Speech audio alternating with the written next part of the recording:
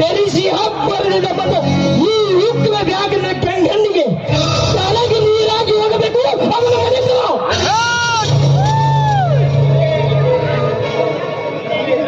ಇದೇ ಈ ಮೇಘರಾಜನಾಟ. ಇದಕ್ಕೆ ನಿನ್ನ ಒಪ್ಪಿಗೆ ಇದೆ ತಾನೆ? ಎಂಥ ಮಾತು ಅಂತ ಕೇಳ್ತಾ ಇದ್ದೀರಾ? ನನ್ನನ್ನಲ್ಲನ ವೇದದ ಉಪಟಳದ ವಾಕ್ಯವನ್ನ ಮೀರುವುದುಂಟೆ.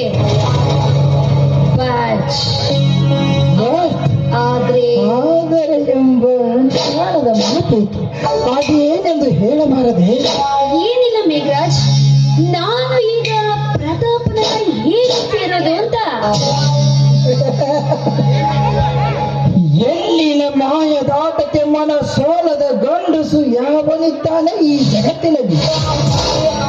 ಅದಕ್ಕಾಗಿ ಹೇಳ್ತೇವೆ, ಅವನೊಂದಿಗೆ ಪ್ರೇಮದ ನಟನೆ ಮಾಡಿದರೆ ಸಾಕು.